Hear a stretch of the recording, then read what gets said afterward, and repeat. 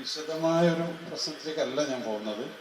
കുറച്ച് കാര്യങ്ങൾ നമുക്ക് അന്യോന്യം സംസാരിക്കാമെന്നാണ് ഞാൻ കരുതുന്നത്. അതൊന്ന്, നമ്മൾ ഏത് വിഷയത്തെക്കുറിച്ച് പറയുമ്പോഴും നമ്മുടെ ഒരു കാലത്തിനെ കുറിച്ചുള്ളൊരു ബോധം നമുക്കുണ്ടാവും. കാലത്തിന് ബോധം. ഇന്ന് നമുക്ക് എൻ്റെ ഒരു 20 വർഷം മുമ്പേ അല്ലെങ്കിൽ 25 വർഷം മുമ്പേ ഉള്ളത് പോലെയല്ല. ഇന്നൊരു മൊബൈൽ ഫോണും ഈ ഒരു മുറി വേണ്ട ഒരു കസേര ഉണ്ടായാൽ ലോകത്തെ നമ്മുടെ കയ്യിലേക്ക് കൊണ്ടുവരാൻ കഴിയും. ലോകം മുഴുവൻ നമ്മുടെ കയ്യിലേക്ക് വരും. അത്ര വിപുലമായ രീതിയിൽ, വിശദമായ രീതിയിൽ ലോകം മാറിയിരിക്കുകയാണ്. ആർക്കും ആരെയും നോക്കാനോ ഒന്ന് ചിരിക്കാനോ ഒന്നും സമയമില്ല. അതിൻ്റെ ആവശ്യമില്ല. ആ നിലയിലേക്ക് ഘടനാപരമായും സാമൂഹ്യപരമായും ലോകം മാറിയിരിക്കുന്നു. അച്ഛന് മകനെ നോക്കാനോ മകൻ അച്ഛനെ നോക്കാനോ സമയമില്ല എന്ന് മാത്രമല്ല, അതിൻ്റെ ആവശ്യമില്ല. മകനായാൽ പിന്നെ അച്ഛനുണ്ട് എന്നുള്ള ബോധ്യം മകന് വേണ്ടതില്ല. അച്ഛനായതുകൊണ്ട് ചിലപ്പോൾ മകനുണ്ട് എന്നുള്ള തോന്നൽ ഉണ്ടാവുമെന്ന് എനിക്ക് തോന്നുന്നു. മറ്റ് ഇല്ല. ആ നിലയിലേക്ക് അതിശക്തമായി കാലം മാറി മാറി മാറി മാറി പോവുകയാണ്. ഈ കാലമാറ്റത്തിനുള്ളിൽ നമുക്ക് നഷ്ടപ്പെടുന്ന ഒരുപാട് കാര്യങ്ങൾ ഉണ്ടാവുകയാണ്. നേട്ടങ്ങൾ ഉണ്ടാവും. ചിലപ്പോൾ നിങ്ങൾക്ക് ഒരു സെക്കൻഡ് കൊണ്ട് ഇപ്പോൾ ഗൂഗിളിലൊന്ന് തൊട്ടാൽ ന്യൂയോർക്കിൽ എന്ത് സംഭവിക്കുന്നു എന്നറിയാം. ഇറ്റലിയിൽ മുസോളിനിയുടെ മുസോളിനി ഭരിക്കുന്ന സമയത്ത് അവിടുത്തെ ഫാസിസത്തിൻ്റെ ഏറ്റവും വലിയ കേന്ദ്രമായ വിൻസിയ പാലസ് ഉണ്ട്. ആ വിൻസിയ പാലസ് ഇന്ന് അവിടെ നിലനിൽക്കുന്നുണ്ട്. ആ വിൻസിയ കൊട്ടാരത്തിൽ ഇന്ന് ആരാണ് ഇപ്പോൾ അവിടെ ഇരിക്കുന്നത് സാറൊന്നൊന്ന് ഞെക്കി നോക്കിയാൽ കാണാൻ കഴിയും. അപ്പോൾ നമുക്ക് വിൻസിയ പാലസുമായിട്ട് ബന്ധപ്പെടാം. കാരണം ഒരു 45-ൽ അവസാനിച്ച പാലസുമായിട്ട് പോലും നമുക്ക് ബന്ധപ്പെടാമെന്നർത്ഥം.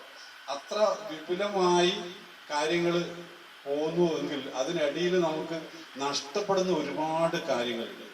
എന്ന് പറയുന്നത് ഏറ്റവും പ്രധാനപ്പെട്ടത് മനുഷ്യ നന്മ തന്നെയാണ്. മനുഷ്യ നന്മയും സ്നേഹവും ബന്ധവും രക്തബന്ധവും എല്ലാം ഇന്ന് നഷ്ടപ്പെട്ട് പോവുകയാണ്. ഈ നഷ്ടപ്പെടലിൽ ആകെ തുക നമ്മൾ കൂട്ടി നോക്കിയാൽ അല്ലെങ്കിൽ പരിശോധിച്ച് നോക്കിയാൽ നമുക്ക് കാണുക, മനുഷ്യൻ ഒരു ഘട്ടത്തിൽ മനുഷ്യനല്ലാതാവുകയാണോ എന്ന തോന്നലിലേക്ക് നമ്മൾ എത്തുക. ശരിക്കും മനുഷ്യനല്ലാതാവുന്ന മറ്റേതോ ഒരു തരത്തിലേക്ക് മനുഷ്യൻ മാറിപ്പോകുന്ന, അവൻ്റെ ഇന്നലകൾ മുഴുവൻ നഷ്ടപ്പെട്ടു പോകുന്ന ഒരു നിലയിലേക്കാണ് കാര്യങ്ങൾ പോകുന്നത് എന്ന് നമുക്ക് മനസ്സിലാക്കാൻ വേണ്ടി കഴിയും. അതിൽ ഞാൻ അതീവ ദുഃഖിതനാണ് ആ കാര്യത്തിൽ. കാരണം എനിക്ക് എൻ്റെ സമൂഹം മാത്രമല്ല, എനിക്ക് എന്നെയും നഷ്ടപ്പെടുകയാണ്. എന്നെ ടാഗോർ ഒരു തവണ പറഞ്ഞത്, ഗാന്ധിജി ഇടക്കിടക്കേ പറഞ്ഞുകൊണ്ടിരിക്കുക എന്താണെന്നറിയോ, നിങ്ങളെ ആരും ശ്രദ്ധിക്കാനില്ലെങ്കിൽ നിങ്ങൾ തനിയെ നടക്കുക.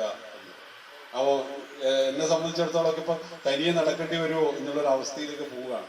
എന്നെ സംബന്ധിച്ചിടത്തോളം നമ്മൾ ഓരോരാളെ സംബന്ധിച്ചിടത്തോളം ഈ ഒരു പ്രശ്നം നമ്മുടെ മുമ്പിൽ ഈ ആധുനിക ലോകത്ത് നിന്നിട്ടാണ് നമ്മൾ ചർച്ച ചെയ്യപ്പെടുന്നത്. എന്ത് മുത്തശ്ശി വൈദ്യം നമ്മൾ മനസ്സിലാക്കണം. നമ്മൾ എത്രയോ 1000 കിലോമീറ്റർ അപ്പുറത്ത് നിന്നിട്ട് അപ്പുറത്തുള്ള സാധനത്തെ കുറിച്ചാണ് നമ്മളിപ്പോൾ ചർച്ച ചെയ്യപ്പെടുന്നത്.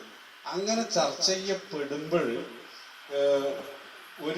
ഒരു കാര്യം എനിക്കൊരു സന്തോഷം. ഈയിടെ നമ്മുടെ പയ്യന്നൂരുള്ള പി അപ്പൂട്ട മാഷുണ്ട്. നിങ്ങൾക്ക് അറിയുമെന്നറിയില്ല. പയ്യന്നൂരുള്ള ഗാന്ധിയനാണ്, തികച്ച ഗാന്ധിയനാണ്. അപ്പോൾ കാറൽ മാർക്സിന്റെ ജന്മദിനത്തിൽ ഒരു പരിപാടിയിൽ ഞാൻ പങ്കെടുപ്പോൾ അപ്പൂട്ട മാഷ് അവിടെയുണ്ട്. അപ്പോൾ മാഷ് പറയുകയാണ്, ഗാന്ധിജി മരിച്ചിട്ട് വളരെ കുറച്ചു കാലമായിരുന്നു, ജനിച്ചിട്ടും അതെ. പക്ഷെ ആ ജന്മദിനത്തിലും മരണദിനത്തിലും മാത്രം ഗാന്ധി ഓർമ്മിക്കപ്പെടുന്നു. പക്ഷെ എല്ലാ സമയത്തും മാർക്സ് കുട്ടികളുടെ കൂടെ ഇപ്പോഴും പ്രായമുള്ളവരുടെ ഒക്കെ ഓടി കളിക്കുന്നു.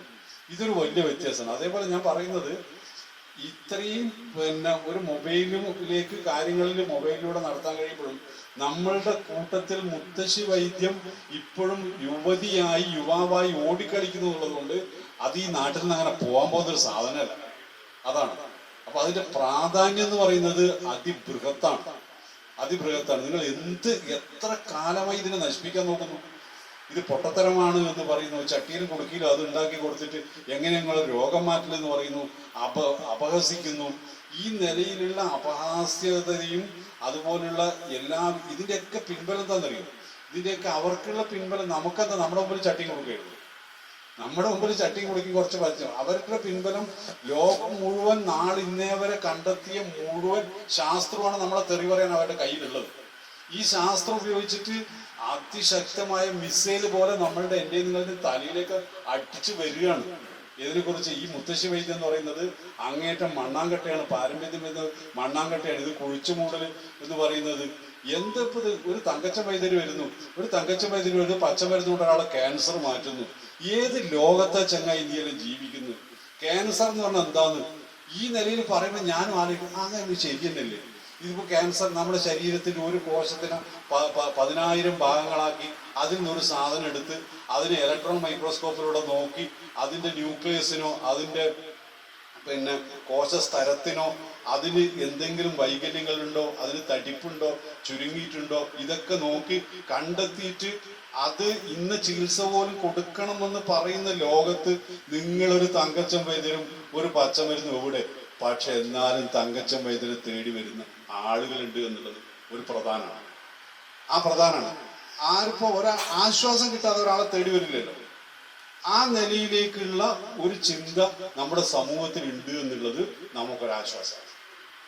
ആ നിലയിലൊരു ചിന്ത, ആ ചിന്ത കേവലം ഒരു ജനാർദ്ദന വൈദ്യരിൽ അല്ലെങ്കിൽ മറ്റൊരു വൈദ്യരിൽ മാത്രമുള്ളതല്ല.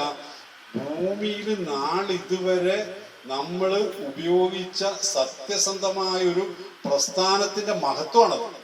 അല്ലാതെ ജനാർദ്ദന വൈദ്യരുടെ മഹത്വം അല്ലെങ്കിൽ തങ്കച്ചൻ വൈദ്യരുടെ മഹത്വം അല്ലെങ്കിൽ മറ്റൊരാളുടെ മഹത്വം അല്ല അത്.